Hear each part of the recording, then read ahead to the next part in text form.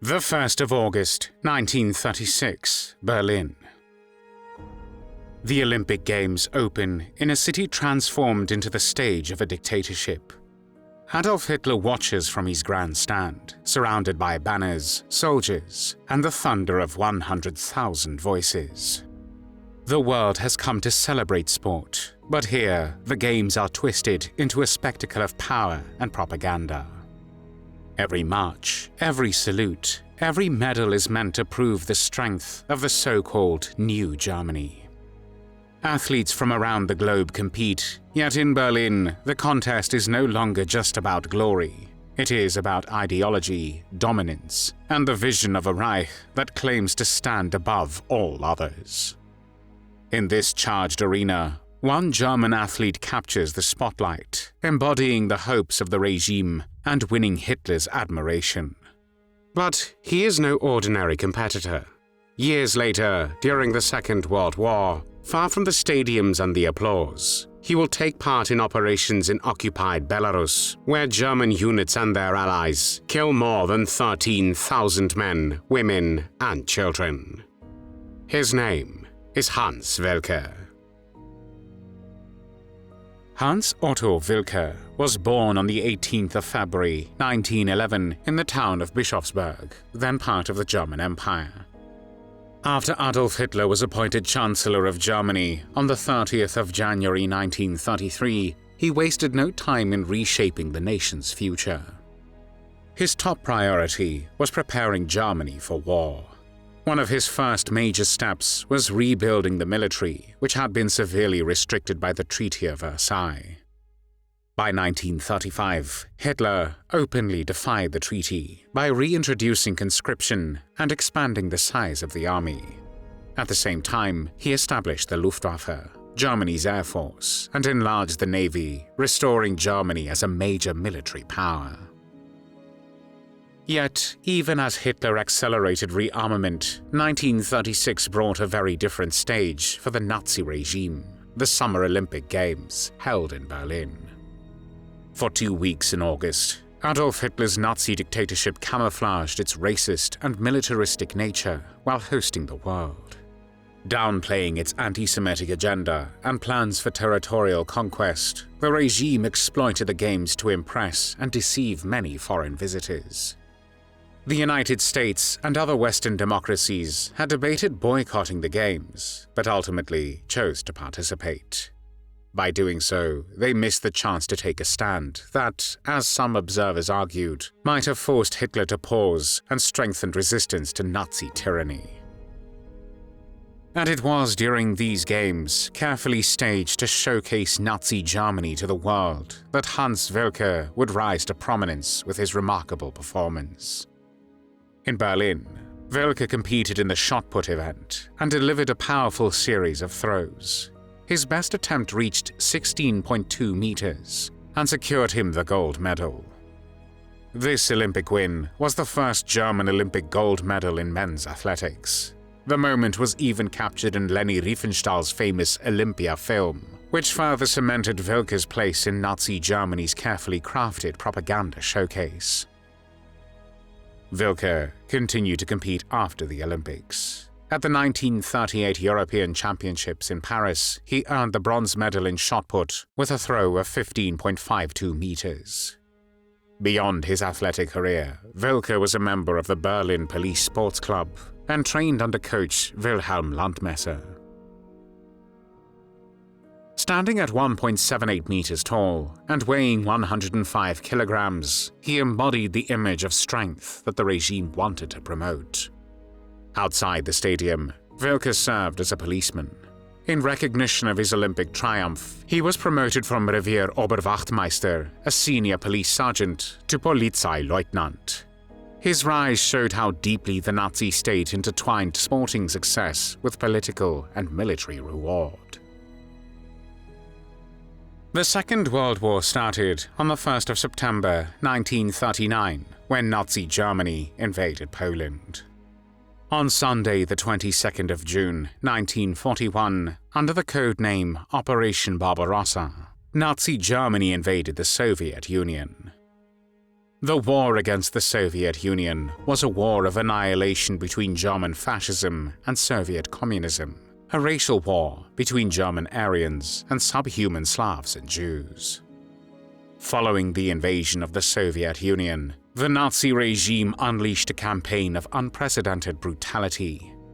As the German military advanced, Nazi forces, including the SS and Einsatzgruppen, which were Nazi mobile death squads, systematically targeted civilians, particularly Jews, communists, and other groups deemed undesirable by Nazi ideology. Entire villages were wiped out in mass executions, and millions of Soviet prisoners of war were subjected to starvation, forced labor, and summary execution. In response to this devastation, Soviet partisans emerged as a powerful resistance force behind enemy lines. These groups, comprised of Red Army soldiers, local civilians, and communist activists, carried out sabotage operations against the German occupiers. They blew up railways, ambushed convoys, and provided crucial intelligence to the Soviet military. The harsh conditions of warfare in the forests and swamps of the Soviet Union tested their resilience, but the partisans played a vital role in disrupting German supply lines and communications. Their efforts not only hindered the German war machine, but also bolstered Soviet morale during the darkest days of the conflict. In February 1943, the Nazis launched Operation Hornung, deploying a significant number of German troops and local collaborators in occupied Belarus. Their mission was to root out partisan resistance, destroy villages suspected of aiding the partisans, and eliminate or capture civilians believed to be supporting the guerrilla fighters. Operation Hornung claimed almost 13,000 victims, among them men, women, and children, at the cost of 29 German troops. The operations in Belarus focused heavily on the region around Minsk, the capital, where the Germans attempted to create a so-called dead zone that would deprive partisan fighters of food, shelter, and civilian support. Hans Woellke served in this area, and by 1943 he was one of 3 company commanders in Battalion 118, a unit largely made up of Ukrainian auxiliaries. His battalion often operated alongside the notorious Dirlewanger Brigade, led by Oskar Dirlewanger, a convicted pedophile who had been imprisoned for raping a 13-year-old girl.